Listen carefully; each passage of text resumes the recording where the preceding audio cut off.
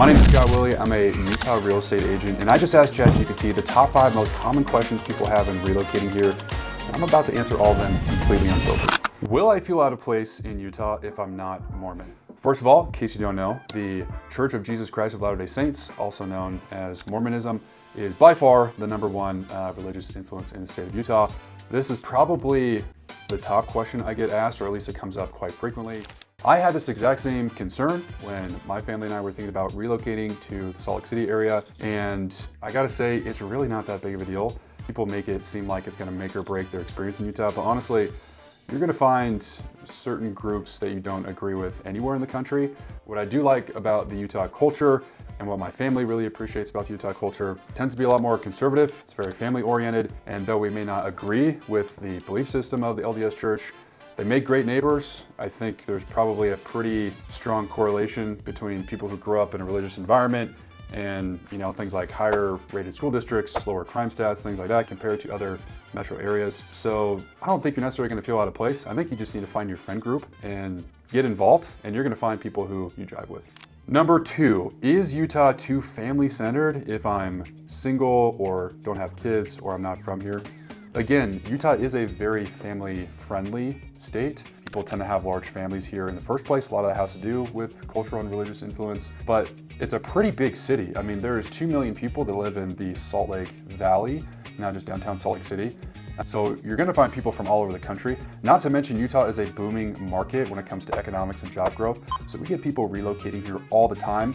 And sure, there's other markets where people relocate to for other reasons, like tax savings in Texas and Florida, or maybe for certain cultural reasons. But a lot of people are relocating to Utah because of the job market here that is quite strong. And we attract different types of cultures and different types of people from honestly all over the world. So whether you're single or not, or you have a family, it really doesn't matter. You're gonna find your people here. The population growth is exploding, and I think it's just becoming more and more diverse. #3, what's the worst part of living in Utah? This one is very easy. It's gotta be the traffic, and it's gotta be the lack of freeway system we have. Utah grew so fast that 15 years ago, the highway system was probably fine, but you can't even drive east and west in Salt Lake County on a major freeway, which makes absolutely no sense. There's really one major freeway that runs all the way down the middle of the state in I-15. People argue that the drivers here are worse than the rest of the country. I think people say that no matter where they live, but I will say the cell service is horrendous. Anytime I'm driving and I've got my Bluetooth connected and I'm trying to make calls while I'm driving, my call gets dropped all the time because we live in a mountain environment and we literally have a mountain range to the east, another one to the west, and a ton of undulating terrain throughout the Salt Lake City area, and my calls are constantly getting dropped. So the cell service can be kind of spotty. The freeway system is lacking. You will hit major traffic. I mean, I can't believe I'm saying this, but it's getting like Los Angeles bad when it comes to rush hour, and it's just something that needs to get fixed, and it's gonna take years for the government to fix that problem. All right, #4 on this list, what areas of Utah are the least religious? Now, Utah is certainly known as being a religious state and community, but this is pretty easy. It's Salt Lake City and it's Park City. Salt Lake City, because it's a major metro area. Most metro markets across the country, whether it's a red state or blue state, tend to be a little bit more diverse, a little bit more liberal, and so you don't quite have the same pocket or stronger influence in the downtown metro area as you do the surrounding suburbs. And then of course Park City, because Park City is a completely different market than the rest of the state, honestly.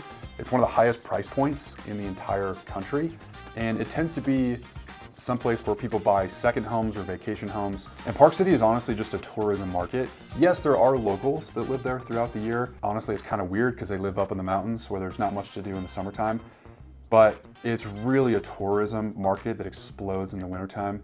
I mean, the 2034 Winter Olympics are coming back to Park City, so religion really isn't the focal point as the surrounding suburbs are. #5, and this one is kind of painful for me as a real estate professional to talk about, but I gotta talk about it. #5, is Utah an expensive place to live? Well, there's a few ways I can answer this. #1, yes, the real estate market here is expensive. In fact, most major news sources rank Utah in the top 5 or 6 when it comes to median sales price in the entire country. So out of all 50 states, we're clearly less expensive than places like California, where you have to spend at least $1 million to find something remotely decent. You can still find pretty good homes here, half that cost. But yeah, it's gonna be a lot more expensive than a lot of people are used to, especially in the Midwest and South, where you can still find a decent single family home for $300,000. Honestly, if someone approaches me and says, hey, my budget's $250,000, my answer is like, cool, what kind of condo do you want to live in? You're not gonna be able to find a half acre on, a beautiful house with that kind of budget, typically. Now, the rest of the cost of living, besides just real estate, is actually fairly moderate.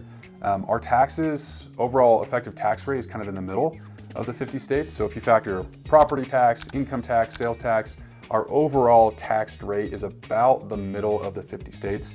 Now, we're lower in some of those areas like property tax compared to areas like Texas, but we have an income tax unlike Texas and Florida. So overall, our taxes are about average. Our business taxes are very friendly, which is why a lot of businesses are relocating to Utah, especially in the Lehigh area. But everything else isn't really extreme. Our gas prices are fairly normal compared to really expensive cities like New York and Miami. Our food and everyday living expenses are fairly normal. So the places where you really get crushed tend to be real estate. Other than that, we're a pretty average cost of living.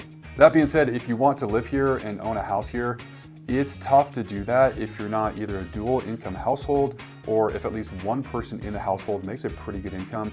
But if you're, minimum wage or 2 household income, but you don't make that much, yeah, it's gonna be a struggle to find good housing. Now, these are the top 5 most common questions according to ChatGPT, but if you have a specific question, drop it in the comments below. I'll give you my honest take. And of course, if you need help and guidance or you have specific questions about what it's like living in Salt Lake City, make sure to reach out to me. My contact info is below. I'll see you in the next video.